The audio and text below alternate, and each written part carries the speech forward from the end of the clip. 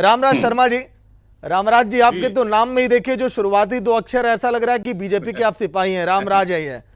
ठीक है रामराज जी, सवाल ये है कि सन 2024 के केंद्र के जब चुनाव हुए लोकसभा के, तो सारी पार्टियां एक साथ मिल गई थी बीजेपी को हराने के लिए। यहां पर भी देखिए 3 जो पार्टियां बैठी हैं इस पैनल में, वो भी यही चाह रही हैं कि बीजेपी को कैसे सत्ता से बेदखल किया जाए।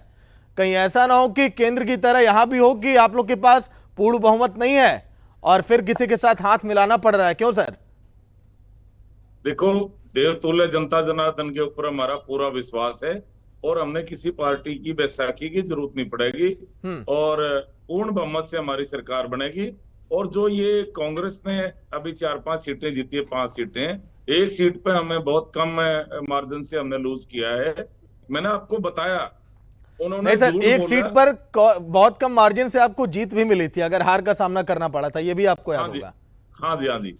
और दूसरा, ये हमारे मोहनलाल बड़ौली जी बहुत कम मार्जिन से लूज किया है हमने ये सीट, सोनीपत वाली। मैं आपको बताना चाहूंगा, जिस तरह से कांग्रेस ने झूठ बोला, संविधान बदला जा रहा है, संविधान बदला जा रहा है, संविधान बदला जा रहा है। इन्होंने झूठ बोला आरक्षण खत्म किया जा रहा है, आरक्षण खत्म किया जा रहा है।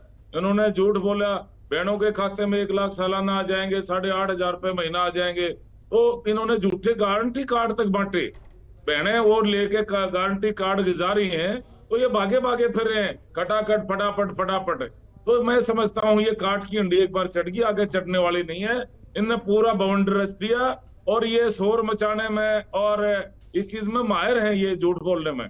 ये झूठ बोल के ये 4-5 सीटें लेंगे, आगे जनता जाग चुकी है, जनता अपने आप को ठगा महसूस करती है और जनता में रिएक्शन है। जिस तरह से मैं आपको हरियाणा की बात बता रहा हूँ, ये भाई अपने रेडू साहब कह रहे थे, भाई केंद्र की बात बताई। हरियाणा में जो सबसे अहम मुद्दा है वो है रोजगार का। सबसे ज्यादा रोजगार बिना खर्ची बिना पर्ची के गरीबों के, किसानों के, मजदूरों के बच्चों को हमने रोजगार दिया, जिसकी 3 पीढ़ी खाली चली गई, कोई चपड़ासी नहीं लगा था। आज हमारी सरकार में वो मेरिट के आधार पर नौकरी लग रहा है और समान विकास कार्य पूरे प्रदेश में हमारी सरकार ने कराए। इनके टाइम में 2-2 रुपए के चेक प्राकृतिक आपदा में आते हैं, ये हिसाब मांगने चले। पहले ये हिसाब दो, 2-2 रुपए के चेक क्यों आते हैं, आए आपके टाइम में, उसका हिसाब दें। दूसरा, किसान की जमीन सेक्शन 4-6 का नोटिस थमा देते थे, सस्ते भाव में खरीद देते थे, महंगे भाव में बिल्डर को बेच देते थे, ये भी हिसाब दें। तीसरा, हमने जो अहम बात मैं बताने जा रहा हूं, अगर कोई भाई, कोई समाज आर्थिक दृष्टि से, सामाजिक दृष्टि से, राजनीतिक दृष्टि से पिछड़ा रह जाता है, तो उसको बराबर में लाके खड़ा करना ये हमारी जिम्मेवारी होती है, हमारी पार्टी की। हम राष्ट्रवादी जातिवादी नहीं है। हमने ओबीसी समाज से 58 साल के बाद में हमने ओबीसी समाज से सीएम बनाया। इन्होंने क्यों नहीं बनाया? मैं इनसे पूछना चाह रहा हूं, हमारे से पहले वालों ने क्यों नहीं बनाया?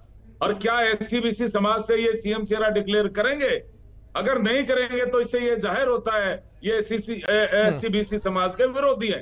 दूसरा, इनका एससी समाज, चलिए सर एक एक करके सवाल पूछिए, इतने ज्यादा सवालों की बाढ़ आप छोड़ देंगे, भला कैसे संभाल पाएंगे? कटारिया साहब बोलिए। कटारिया जी, सवालों का जवाब दीजिए। जब आप लोगों ने इतनी अधिक देखिए खामियां पाली हैं, तो फिर कैसे जनता आपको चुने, क्यों भरोसा करे? सन 2014 में जैसे आप लोग सत्ता से बेदखल हुए थे, हो सकता है इस बार भी मौका ना मिले। जी देखिए, सबसे पहले तो जो मेरे साथी हैं, जो वकील साहब हैं, मैं उनकी बात का जवाब देना चाहता हूं। उन्होंने किसान हितैषी होने का दम भरा। वो जब सत्ता में बैठे थे, जब विश्व का, इतिहास का, आज तक का सबसे बड़ा आंदोलन हरियाणा में हुआ। हरियाणा में किसानों के ऊपर जिस हिसाब से लाठियां चलाई गई, जिस हिसाब से सीधी गोली मारी गई, इनके एक अधिकारी ने पानीपत में यह कहा कि एक भी किसान बच के नहीं जाना चाहिए, सबके सर लाल होने चाहिए। जब किसान 750 किसानों ने शहादत दी थी, ये लोग सत्ता में बैठे थे और तमाशबीन बन के देख रहे थे। ये किसानों के हितैषी होने की बात करते हैं, कमाल की बात है, ये बहुत शर्म की बात है। किसानों की हितैषी होने की ये पार्टी बात करती है। चलिए खैर, मैं इनके बारे में ज्यादा टाइम इस पार्टी पे खराब नहीं करना चाहता। अब जो रामराज जी, जिन्होंने जो बार बार रोजगार की बात करते हैं, आप मेरे से बड़े हैं, और कितने कमाल की बात यह है कि हिंदुस्तान में हरियाणा प्रदेश बेरोजगारी के उच्चतम स्तर पे है, नंबर 1 है। आपकी पार्टी ने हरियाणा के युवाओं को ठगने का काम किया है। कौशल रोजगार के तहत जो जिन युवाओं को आपने दिहाड़ीदार मजदूर बना दिया, उनको पक्की नौकरी देनी चाहिए थी। पीएचडी करे हुए छात्र भी दिहाड़ीदार मजदूर। सुनिए सर, लेकिन कटारिया साहब, प्रदेश के सीएम ये कह रहे हैं कि आप लोगों ने तो किसानों की जमीन हुड्डा साहब ने अपने दामादों को दे दी खुश करने के लिए। जितना किसानों के साथ इन्होंने बेदर्दी की है दोनों पार्टियों ने, वो मैं अभी बता रहा हूं। लेकिन जो रोजगार की बात ये बार बार उठा रहे हैं, एक बार मैं इनकी बात का जवाब दे दूं। जो युवाओं को ठगने का काम भारतीय जनता पार्टी ने प्लान बनाया है, जो ये कौशल रोजगार के तहत जो भर्ती हो रही है, क्या इसमें किसी तरह का, रामराज जी, क्या इसमें किसी तरह का कोई भी किसी को भी क्या कोई पेंशन की कोई सुविधा दी जा रही है, या कि कोई इसमें आरक्षण की कोई सुविधा है? 1% भी नहीं। और पीएचडी धारक लड़के भी इसमें दिहाड़ीदार मजदूर के रूप में काम कर रहे हैं। और युवाओं को जो शोषण करने का काम भारतीय जनता पार्टी ने इस प्रदेश में किया है, ये जग जाहिर है। एक ऐसी पॉलिसी बना के पूर्व मुख्यमंत्री जी यहां से चले गए। देखिए रामराज जी, सुन लीजिए, हमारे जो है जंग के मैदान में कभी भी जंगी घोड़े नहीं बदले जाया करते। अगर आप लोगों ने रोजगार देने का काम किया होता तो आपके मुख्यमंत्री का चेहरा बदलने की आपको जरूरत नहीं पड़ती, और आपको आपके प्रदेश अध्यक्ष का भी चेहरा बदलने की जरूरत नहीं पड़ती। आपने प्रदेश अध्यक्ष को भी तुरंत बदलना पड़ा, क्योंकि पूरे 5 साल 10 साल कोई काम नहीं कर पाए। और मुख्यमंत्री भी हरियाणा के इतिहास में, आज तक के इतिहास में इनसे ज्यादा फेलियर कोई मुख्यमंत्री नहीं रहा। जिसकी वजह, खास तौर से रोजगार के बारे में मैं आपको बताना चाह रहा हूं, खास तौर से रोजगार के बारे में इतना जो है फेलियर मुख्यमंत्री कभी नहीं रहा। अगर इन्होंने काम किए होते तो ये तो प्रधानमंत्री के जिगरी थे, खिचड़ी प्रेमी थे, उनके साथी थे। क्यों हटा दिया गया?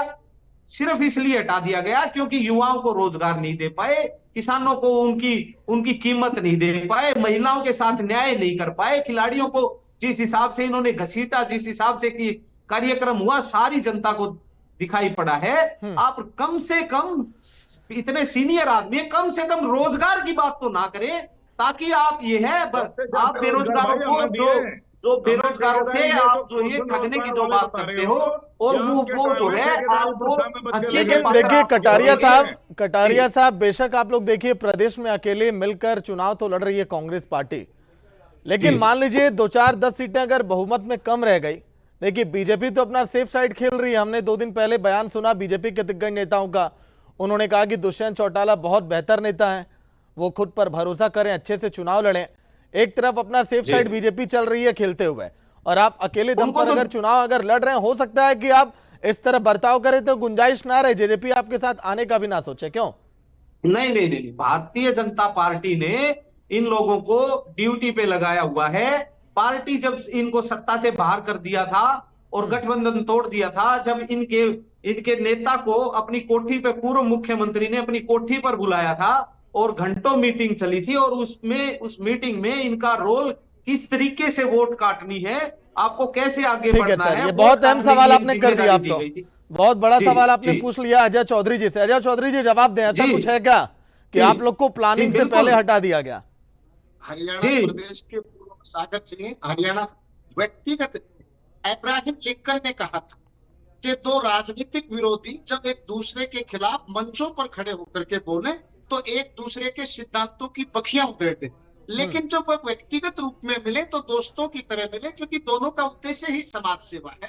तो व्यक्तिगत रूप में किसी पॉलिटिशियन से मिलना और उसको आप राजनीतिक रंग दे करके कि ये कर रहे थे, वो कर रहे थे, मैं इसकी निंदा करता हूँ, इस तरह के स्टेटमेंट आपको बड़े चैनल पर बैठ करके नहीं देना चाहिए। सरेआम हुड्डा जी ने भी कहा था, अगर मैं कहूँ तो हुड्डा जी ने सरेआम कहा था कि अमित शाह जी मेरे बहुत अच्छे मित्र हैं, मोदी जी मेरे बहुत अच्छे मित्र हैं। तो अब हम ये कहें कि हुड्डा साहब मुझसे मिले हुए, मैं कहूँ यहाँ पर टीवी पर बैठ करके हुड्डा सिंह भारतीय जनता पार्टी की बीटीएम है, तो इस तरह के वक्तव्य देने से आप लोगों को बचना चाहिए। राजनीति करिए, मुद्दों की बात करिए, लेकिन इस तरह की राजनीति करना आपको शोभा नहीं देता। मैं करता हूँ मुद्दों की बात। 10 साल आप चौधरी भूपेंद्र सिंह जी हुड्डा हरियाणा प्रदेश के मुख्यमंत्री रहे, बताइए कितनी फसलों पर एमएसपी दिया, बताइए किसान के किले की आय निर्धारित नुकसान के रूप में कितनी थी, आप बताइए। एक क्षेत्र विशेष के हमारे यहाँ नलका चलाने वाले भी आते थे तो कलोई के आते थे। आज आप रोजगार की बात करते हैं, इस तरह के, यहाँ तक कि न्यूनतम मजदूरी मजदूर की तय नहीं की गई थी। आज आप मजदूर की बात करते हैं, मैं आपको एनसीआर के डाटा बताता हूं। आज आप दलितों की बात करते हैं, 2012 में 3600 मुकदमे दलितों पर अत्याचार के हरियाणा प्रदेश में दर्ज हुए।